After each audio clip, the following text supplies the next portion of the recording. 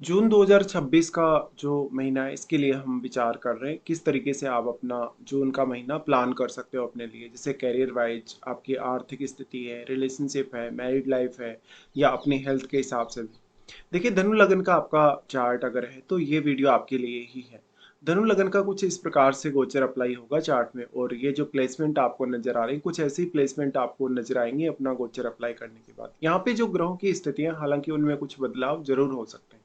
तो सबसे पहले हम गोचरीय स्थितियां जो बन रही हैं, गोचर में कौन सा ग्रह कहाँ गोचर कर रहेगा, कौन सी राशि में राशि परिवर्तन भी करेगा, और कोई अगर वक्री होगा तो वो भी, उसके बारे में पहले विचार करेंगे। उसके बाद आगे बढ़ेंगे और देखेंगे कि ये जो गोचर है जो उनका, वो ओवरऑल आपको किस तरीके से।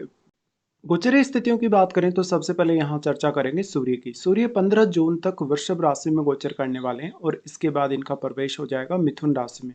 बुध 22 जून तक मिथुन राशि में रहेंगे, इसके बाद ये कर्क राशि में प्रवेश करेंगे और 29 जून से इसी मंथ में ये वक्री होने जा रहे हैं। शुक्र का गोचर मिथुन राशि में रहेगा, जहां पर फिर वो 8 जून को कर्क राशि में भी प्रवेश करेंगे इस मंथ में। तो ज्यादातर अपना जो समय है शुक्र कर्क राशि में ही बिताने वाले हैं इस मंथ में। मंगल का गोचर देखें तो 20 जून तक अपनी स्वराशि मेष में रहने के बाद ये वृषभ राशि में प्रवेश कर जाएंगे। बृहस्पति 2 जून से कर्क राशि में आ रहे हैं, जो अपनी उच्च की स्थिति में आ रहे हैं, और ये सबसे बड़ा गोचरीय बदलाव है जो इस मंथ में और इस साल में होने वाला है। शनि का गोचर मीन राशि में ही रहने वाला है। चंद्रमा आपको 1 जून को धनु राशि में देखने को मिलेंगे गोचर में। राहु और केतु के गोचर में फिलहाल कोई भी बदलाव नहीं है। राहु जहां कुंभ राशि में गोचर कर रहे हैं, वहीं केतु सिंह राशि में ही गोचर में रहने वाले हैं। से गोचरीय स्थितियों को देखने के बाद अब हम चर्चा करेंगे यहाँ पे सबसे पहले लग्नेश की। लग्नेश आपके बृहस्पति हैं और बृहस्पति ही आपके चौथे घर के विषय में। फिलहाल बृहस्पति उच्च की स्थिति में आ जाएंगे 2 जून से आपके अष्टम भाव में। तो सप्तम भाव को बृहस्पति छोड़ देंगे और अष्टम भाव में आने से बृहस्पति ज्ञान के मामले में और धन के मामले में आपके लिए बहुत ही ज्यादा अच्छे साबित होंगे। साथ में अगर आपका मनमुटाव चल रहा है अपने इन लॉज से या जीवन साथी से, तो कुछ हद तक जो आपकी स्थिति है वो बेटर होगी। अब जो बृहस्पति, क्योंकि लग्नेश होके आपके चार्ट में यहाँ आ रहे हैं, तो ऐसा जो व्यक्ति है, ऐसा जो जातक है, उसका थोड़ा झुकाव अपने जो इन लॉज है उनकी तरफ हो सकता है, या उनके साथ मिलके आप कोई पार्टनरशिप वगैरह कर रखी है आपने, कोई काम कर रहे हैं आप, या कोई भी तरीके से उनके साथ आपका कोई कन्वर्सेशन है, या उनके साथ आपका कोई ना कोई काम इस समय में पड़ सकता है। गुरु यहाँ पे उच्च की स्थिति में होंगे, तो चंद्रमा की स्थिति को आपको देखना पड़ेगा अपने चार्ट में। जन्म के समय की चंद्रमा की स्थिति अगर काफी अच्छी है तो बृहस्पति और अच्छे प्रभाव डाल सकते हैं आपके कुंडली में, और फिर आपको बृहस्पति की जो प्लेसमेंट है वो तो देखना जरूरी है ही।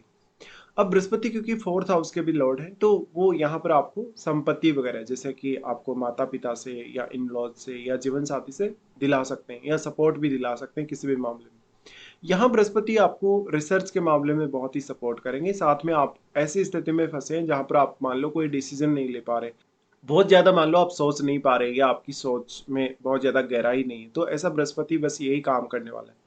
यहाँ पे चंद्रमा के घर में बृहस्पति के होने से किसी भी पर्टिकुलर विचार या विषय के बारे में आप गहनता से जांच कर सकते हैं या विचार कर सकते हैं। बृहस्पति आपको काफी समझदार और विवेकशील बनाएंगे। साथ में अपनी वाणी को लेकर आपको काफी ज्यादा अच्छा प्रभाव देखने को मिलेगा। सबसे पहले अगर हम दृष्टि संबंध के हिसाब से विचार करें तो गुरु का दृष्टि आ जाते हैं आपके 12वें घर पे। देखिए, 12वें घर पे जो बृहस्पति का दृष्टि पड़ रहा है, ये आपके सिक्स सेंस को बढ़ाएगा, आपकी ध्यान साधना या आध्यात्मिक विकास को डेवलप करेगा। अगर आपको इस समय बृहस्पति की महादशा चल रही है, अगर आपकी एज लगभग 40 है, तो आपको ध्यान साधना की तरफ जाना चाहिए, अकल्ट की तरफ आपको जाना चाहिए। साथ ही आप कोई ध्यान साधना अगर ऑलरेडी कर रहे हैं, मेडिटेशन वगैरह कर रहे हैं, तो आपको फायदा मिलेगा। अगर लेकिन आपका एज लगभग 40 से कम है, या मान लो 30 है, 25 है, या इन्हीं के बीच में है, तो आप स्टडीज वगैरह पे ज़्यादा फोकस कर सकते हैं, अपने हायर स्टडी पे फोकस कर सकते हैं, कोई रिसर्च बेस्ड आपका काम है उस पर फोकस कर सकते हैं, अपनी मैरिड लाइफ या रिलेशनशिप को थोड़ा और बेटर कर सकते हैं। यहाँ अगर फिर इनका दूसरा दृष्टि जो देखा जाएगा, यानी सातवां दृष्टि जो इनका सेकंड एस्पेक्ट है, वो आएगा आपके दूसरे घर पे। दूसरे घर पे इनका जो प्रभाव है वो आपकी वाणी को प्रभावशाली बनाने के साथ साथ आपकी धन संबंधी स्थितियों, आर्थिक स्थिति, पारिवारिक स्थिति, या फिर आपका जो जो घरेलू लाइफ है, या आप बोल सकते हो कि जो लाइफ स्टाइल है, उस पर काफी अच्छा इम्पेक्ट डालेगा। अब वैसे तो ये दूसरा घर आपका बृहस्पति के लिए अपना नीच का घर है, लेकिन अब क्योंकि बृहस्पति अपनी अच्छी पोजीशन पे है, वो उच्च की स्थिति में है, तो शुभ ग्रह होने के नाते वो यहाँ आपको काफी अच्छा प्रभाव डालेंगे। यहाँ जो बैठा हुआ ग्रह है आपके चार्ट में, उसके प्रभाव या उसके परिणाम भी अब बृहस्पति की दृष्टि पड़ने से बेटर होंगे। और परिणाम तो आपके 12वें घर में भी यदि कोई प्लैनेट बैठा है, तो वहां भी जो बृहस्पति की दृष्टि पड़ रही है, उस वजह से यहाँ बैठे प्लैनेट के प्रभाव भी आपके काफी फेवर में होंगे। अब लेकिन कोई भी ऐसा प्लैनेट जो आपके चार्ट में ऑलरेडी जन्म के समय का आपके अष्टम में है, या तो अष्टम भाव पे आपके कोई भी प्लैनेट मान लो अगर दृष्टि भी डाल रहे, तो उसको आपको विचार करना चाहिए। गुरु का फिर दृष्टि आ जाता है अपने घर पे, जहाँ पर काफ़ी इंटरेस्टिंग स्थिति बन रही है, क्योंकि एक तरफ जो गुरु हैं वो आपके 4th हाउस के लॉर्ड हैं और वो शनि के घर पे भी अपनी दृष्टि डाल रहे हैं और शनि उन्हीं के घर में गोचर भी कर रहे हैं। तो जो शनि ने एक बाउंडेशन लगा के रखी थी, शनि ने एक रेस्ट्रिक्शन कहीं न कहीं आपकी लाइफ में लगा के रखी थी, उस रेस्ट्रिक्शन से आप थोड़ा मुक्त होंगे। हालाँकि शनि का गोचर अभी काफ़ी बचा हुआ है, अभी और भी आपको शनि का सामना करना पड़ेगा, लेकिन कुछ हद तक बृहस्पति का प्रभाव यहाँ आने से आपके लिए जो चीज़ें हैं थोड़ी बेटर हो जाएँगी। फैसले लेना, सोचना या कोई भी तरीके से अपने करियर रिलेटेड और घरेलू मामलों को मैनेज करना। यहाँ पे गुरु की दृष्टि जो पड़ रही है चौथे घर पे, तो परिवार के सदस्यों के लिए कोई बड़ा खर्चा हो सकता है आपका, घर वगैरह लेने, प्रॉपर्टी वगैरह खरीदने के लिए खर्चा हो सकता है। साथ ही परिवार के लोगों की सेहत को लेके आपको थोड़ी सावधानी बरतनी पड़ सकती है। सनी यहाँ ऑलरेडी हैं तो आपको परिवार के लिए बहुत ज़्यादा जो अभी तक मेहनत करनी पड़ रही थी, लेकिन आपकी मेहनत का परिणाम आपको नहीं मिल पा रहा था, पूरा रिजल्ट आपके सामने नहीं आ पा रहा था, उसमें काफ़ी बेटर स्थिति देखने को मिल जाएगी। तो आपके कार्यों में अब कुछ हद तक जो शनि ने एक रेस्ट्रिक्शन लगा रखा था या जो एक डिले वाली स्थिति शनि दिखा रहे थे, उनमें कमी आएगी और आपका हार्डवर्क या आपका मेहनत जो है आपके काम आएगा किसी भी पर्टिकुलर कार्य के लिए। उसके बाद हम देखते हैं शनि को ही। शनि आपके दूसरे घर के लॉर्ड हैं और तीसरे घर के भी वो स्वामी। 4th हाउस में शनि का गोचर है, लेकिन अब क्योंकि शनि के प्रभाव काफ़ी बेटर हो जाएँगे, अगर आपका वक्री शनि है जन्म के समय का, या तो आपका शनि मान लो कुल मिला के अच्छी स्थिति में है चार्ट में, तो आप करियर में इस समय काफ़ी बेटर डिसीज़न ले सकते हैं। आप अपने ओवरऑल लाइफ़ को काफ़ी ज़्यादा रिकवर कर सकते हैं या ओवरऑल लाइफ़ में सुधार कर सकते हैं। शनि यहाँ तो शनि सबसे पहले दृष्टि डालते हैं छठे घर पे, जहाँ पर वो छठे घर के जो रिलेटेड चैलेंजेस हैं उनको कहीं न कहीं फेस करने में आपकी मदद करेंगे। आपको हर प्रकार के चैलेंज के लिए सक्षम बनाएँगे, साथ ही साथ आपको काफ़ी अनुभवी बनाएँगे। इस वजह से कभी-कभी लेकिन ऐसा हो सकता है कि आपके जो बॉस हैं, आपके जो कलीग वगैरह हैं, वो आपके खिलाफ हो सकते हैं, आपके अगेंस्ट वो षड्यंत्र रच सकते हैं, लेकिन उसका कोई विशेष नेगेटिव इम्पैक्ट आपको नहीं दिखेगा। शनि का दृष्टि यहाँ छठे घर पे पड़ रहे हैं, तो छठे घर में आपका जन्म के समय का यदि कोई भी प्लैनेट बैठा है, उस प्लैनेट विशेष के केस में आप में बहुत ज़्यादा डेडिकेशन, धैर्य या कहीं न कहीं अनुशासन आ जाएगा। तो आपका रूटीन लाइफ का बेहतर होने का चांस है। इसके साथ-साथ आप जो भी ज़िम्मेदारियाँ आपकी बनती हैं वर्क प्लेस पे, उनको भी अच्छे से निभा सकेंगे। इवन कुछ अतिरिक्त ज़िम्मेदारियाँ भी आपको सौंपी जा सकती हैं। फिर शनि का दृष्टि आ जाता है आपके 10वें घर पे। शनि का दृष्टि 10वें घर पे आपके करियर में ज़्यादा से ज़्यादा स्टेबिलिटी लाएगा। स्टेबिलिटी के साथ-साथ आपके बॉस या आपके जो भी लोग साथ काम करने वाले हैं, उनके साथ रिलेशंस बेटर होंगे। साथ ही आप अपना कोई लॉन्ग टर्म का गोल अपने करियर के लिए लेकर चल सकते हो। यहाँ जो 10th हाउस में बैठा ग्रह है, अगर वो शनि का मित्र हो, तो आपको काफ़ी सपोर्ट मिल पाएगा। फिर शनि का दृष्टि आ जाता है लगन पे। लगन पे शनि का दृष्टि आप में बहुत ज़्यादा डेडिकेशन और अनुशासन लाने वाला है। साथ ही साथ क्योंकि अब मीन राशि का शनि है आपका, मीन राशि का शनि होने से अगर आप पूजा-पाठ वगैरह करेंगे इस गोचर के दौरान, अगर कोई ध्यान साधना वगैरह करेंगे, सिद्धि वगैरह ऐसा कुछ काम करेंगे, तंत्र-मंत्र से रिलेटेड कोई भी काम करेंगे, तो उसका जो रिज़ल्ट है, उसका जो इम्पैक्ट है कहीं न कहीं वो आपको काफ़ी जल्दी दिखेगा और साथ-साथ में आपका जो भी काम आप कर रहे हो उसको काफ़ी तेज़ी से आप आगे भी बढ़ा सकते हैं। लेकिन शनि स्टेबिलिटी के लिए सबसे मेन यहाँ प्रभाव दिखाने वाले हैं आपको। उसके बाद हम देख लेते हैं मंगल को। मंगल आपके पंचमेश है और मंगल ही आपके 12वें घर के भी लॉर्ड है। लेकिन मंगल की गोचरवें स्थिति को देखा जाए तो 20 जून तक अभी वो मेष राशि में गोचर करने वाले हैं। मेष राशि में मंगल का आना बहुत ज़्यादा अच्छा है क्योंकि डिसीजन मेकिंग फास्ट होगी, सोचना समझना विचार करना किसी भी तरीके की रिस्क लेना आसान होगा, साथ ही साथ आपका मन काफ़ी मजबूत होगा, आपकी बुद्धिमत्ता काफ़ी तेज़ तरीके से काम करेगी या आपके इमोशंस आपकी फीलिंग्स काफ़ी स्ट्रॉन्ग होंगी। तो जो भी पर्टिकुलर गोल इस समय आप निर्धारित करेंगे, जो भी आप कुछ सोचेंगे कुछ कार्य करेंगे, उसमें आपका फोकस मेनली काफ़ी ज़्यादा अच्छा रहेगा। और क्योंकि मंगल अपने घर में मंगल है तो ये संतान के साथ थोड़े रिलेशंस खराब कर सकते हैं, आपकी लव लाइफ को डिस्टर्ब कर सकते हैं, लेकिन आपको कुछ भी नया सीखने, कुछ भी नया जानने, कुछ क्रिएटिव करने के मामले में मंगल का बेहद सपोर्ट रहेगा। मंगल यहाँ 12वें घर के लॉर्ड होने की वजह से मेडिटेशन, ध्यान साधना वगैरह के लिए भी काफ़ी अच्छे माने जाएंगे।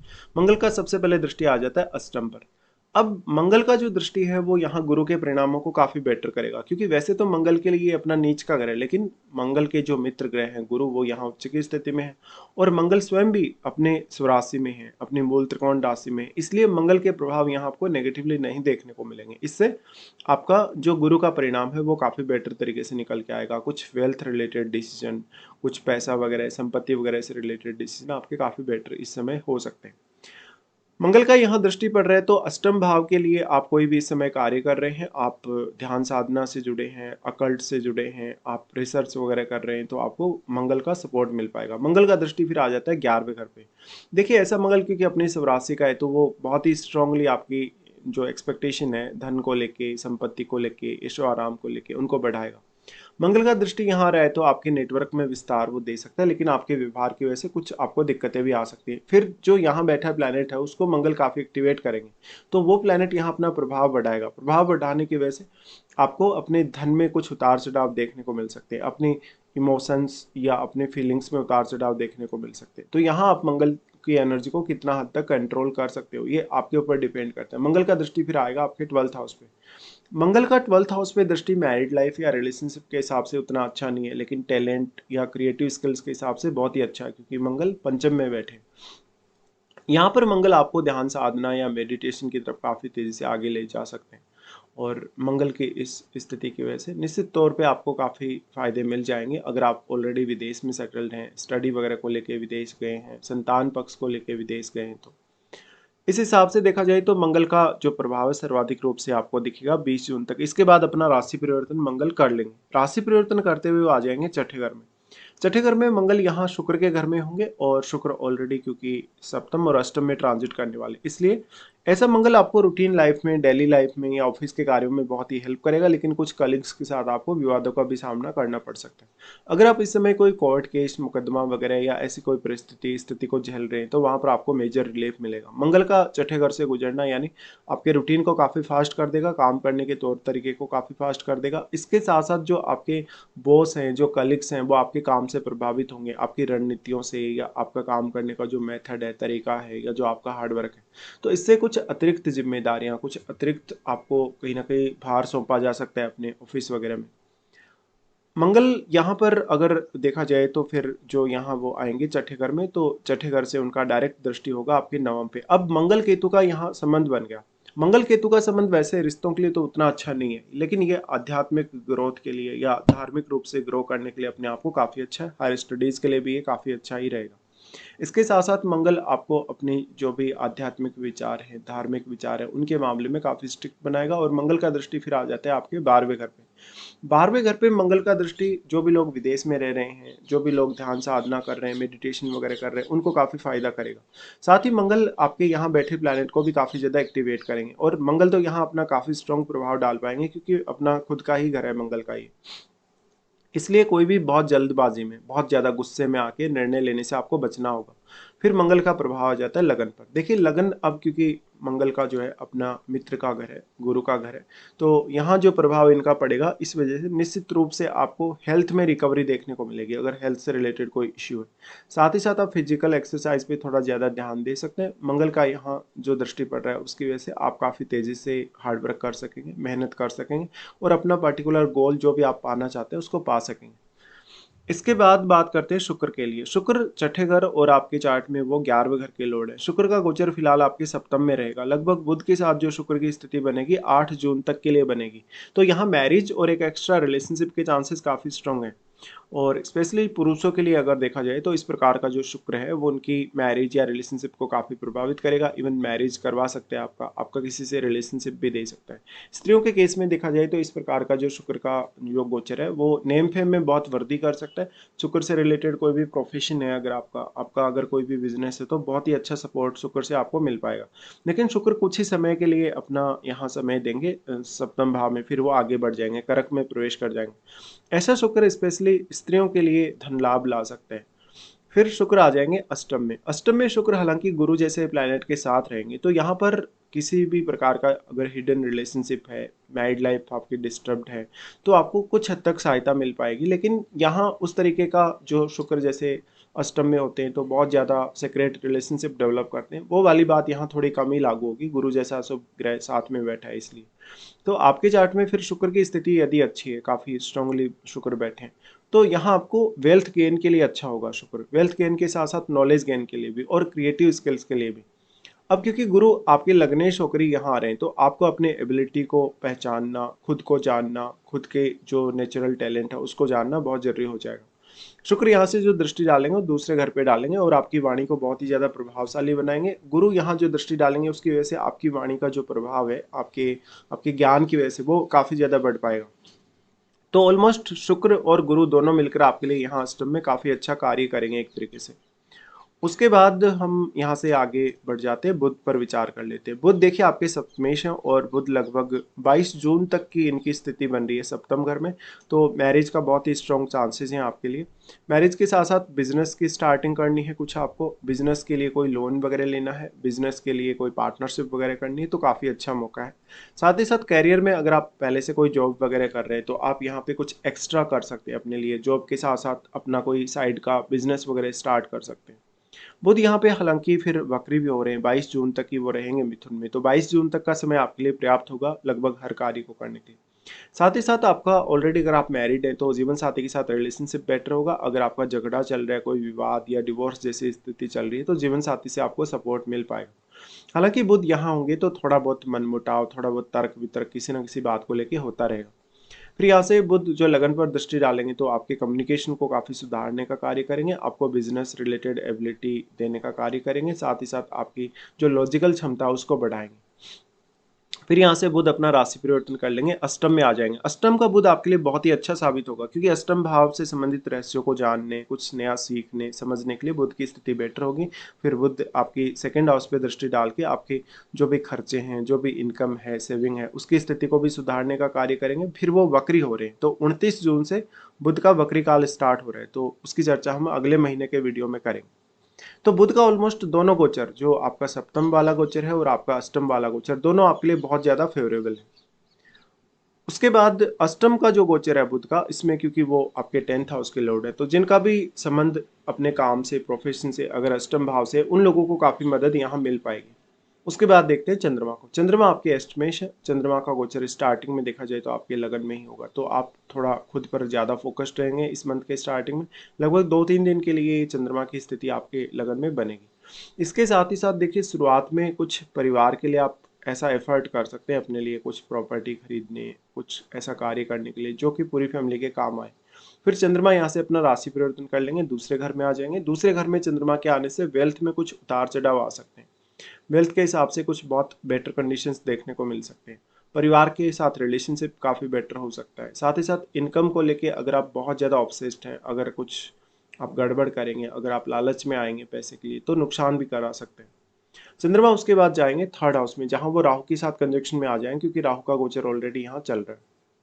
यहाँ थोड़ा सा आपको भ्रमित होना पड़ सकता है, थोड़ा सा अपने ऊपर जो आप ट्रस्ट कर रहे हैं इतना, या इतना ज़्यादा कॉन्फिडेंस खुद पर दिखा रहे हैं, कहीं ना कहीं ओवर कॉन्फिडेंस का आप शिकार हो सकते हैं। भ्रमित होने की वजह से आपकी मेहनत, आपका हार्डवर्क व्यर्थ जा सकता है, लेकिन फिर भी कम्युनिकेशन के लिए काफ़ी अच्छा है। फिर यहाँ से देखते हैं सूर्य की स्थिति को। सूर्य आपके 9वें घर के स्वामी है। स्टार्टिंग में सूर्य वृषभ में रहेंगे 15 जून तक, तो सूर्य आपको मेजरली यहाँ काफ़ी ज़्यादा हेल्प भी कर रहे हैं, और बाद में यहाँ मंगल भी आ जाएंगे, तो मंगल के आने से और भी ज़्यादा अच्छी स्थिति बनेगी कैरियर के लिए। लेकिन सूर्य की जो स्थिति बन रही है सिर्फ 15 जून तक ही इनका गोचर है आपके छठे घर में। 15 जून तक के लिए आपको कोई कंपटीशन वगैरह फेस करना है, बॉस या कलीग वगैरह के साथ आपकी नहीं बन रही, उनके ऊपर आपको हावी होना है। उनका कोई ना कोई प्रकार का आपका कंप्लेंट है, अगर आपका रूटीन अच्छा नहीं है, रूटीन लाइफ आपकी फास्ट नहीं है, तो सूर्य इसमें आपको काफ़ी मदद करेंगे। सूर्य अब क्योंकि भाग्य से आपके, वो तो आपको भाग्य से भी काफ़ी लाभ करवाने वाले हैं। सूर्य का दृष्टि आ जाता है 12वें घर पे। 12वें घर पे सूर्य का दृष्टि है तो जनरली आपको नींद में हो सकता है आप पर्याप्त नींद नहीं ले पा रहे हो, या रूटीन जो आपका नाइट वाला है वो थोड़ा ज़्यादा डिस्टर्ब हो सकता है, क्योंकि आपके 12वें घर को भी सूर्य काफ़ी एक्टिवेट कर रहे हैं। एक्टिवेट करने की वजह से कहीं ना कहीं कुछ कमी आपके रूटीन में दिख सकती है, जो कि स्पेशली नाइट के समय में होगी, कि आप पर्याप्त रूप से रेस्ट नहीं ले रहे, आप काफ़ी एक्टिव होकर काम कर रहे हैं। सूर्य यहाँ उसके बाद वो अपना राशि परिवर्तन कर लेंगे और आपके सप्तम घर में आ जाएंगे। 15 जून के बाद सूर्य की ये स्थिति बनेगी और लगभग 7 दिन तक का सूर्य और बुध का कंजक्शन भी बनेगा। तो ये आपके पार्टनर के लिए, उनके कैरियर के लिए, उनके ओवरऑल पर्सनैलिटी के लिए काफ़ी अच्छा है, काफ़ी पॉजिटिव प्रभाव मिलेगा साथ में। लेकिन थोड़ा पार्टनर इस समय में डोमिनेटिंग हो सकता है आपके लिए। अब हम आगे बढ़ जाते हैं, देख लेते हैं आपके लिए कौन कौन से अच्छे दिन है, कौन कौन से कुछ इस मंथ में खराब दिन भी है। वैसे देखा जाए तो राहु और केतु के बारे में इस वीडियो में हम कोई भी चर्चा ऑलरेडी, क्योंकि काफ़ी बार पहले चर्चा कर चुके हैं, तो कोई भी चर्चा नहीं करने वाले। सबसे पहले अब देख लेते हैं आपके लिए कौन कौन से अच्छे दिन इस मंथ में निकल के आ रहे हैं। अच्छे दिनों में देखा जाए तो धनु लगन वालों के लिए जून में 1 से 3 तारीख तक 11, 12, 24, 25 और 29 और 23 तारीख, ये काफ़ी अच्छे दिन है। अगर मान लो आपको किसी भी काम में व्यवधान आ रहा है, किसी भी प्रकार की आपकी शिकायत है, किसी भी कार्य में अगर काम नहीं बन पा रहा अच्छे से, तो आप इन दिनों का चुनाव कर सकते हैं वो कार्य पूरा करने के लिए। फिर विचार करते हैं कौन कौन से ऐसे दिन हैं जहाँ पर आपको कुछ प्रॉब्लम्स हो सकती है। चंद्रमा का गोचर जब वृषभ में होगा तो 13 और 14 को ये स्थिति बनेगी। 13 और 14 को आपके ऊपर काफ़ी स्ट्रेस रह सकता है, आपकी कुछ बहुत बड़ी जिम्मेदारियां निकल के आ सकती हैं, जिससे आपकी रूटीन लाइफ और आपका कैरियर दोनों ही प्रभावित होंगे। चंद्रमा का गोचर जब अपने घर में हो गए 17 और 18 को, ये स्थिति में आपका सिक्स सेंस काफ़ी बढ़ेगा, आर्थिक रूप से कुछ बड़ा चेंज आ सकता है। लेकिन आप दूसरों पर अगर निर्भर रहेंगे अपने निर्णय लेने के लिए, या हो सकता है आप बहुत ज़्यादा ओवर थिंकिंग करेंगे तो आपको नुकसान होगा, कुछ स्ट्रेस या एंग्जाइटी जैसी स्थिति भी बनेगी। चंद्रमा फिर जा रहे हैं आपके 12वें घर में, तो ये 26 से 28 तक इनका गोचर है 12वें घर में। ये काफ़ी प्रॉब्लमेटिक समय रहेगा, इसमें या तो परिवार के लिए या अपने खुद के लिए कोई बड़ा खर्चा आपको करना पड़ सकता है। आप कोई भी महत्वपूर्ण निर्णय अगर इन दिनों में लेंगे तो आपको कुछ नुकसान हो सकता है, या तो फिर आपका जो निर्णय वो काफ़ी गलत जा सकता है। तो ये कुछ प्रॉब्लम वाले दिन है जिनका आपको ध्यान रखना होगा। फिलहाल हम यहाँ पे पूरा डिस्कशन कर चुके हैं। आपको वीडियो देखने के लिए धन्यवाद।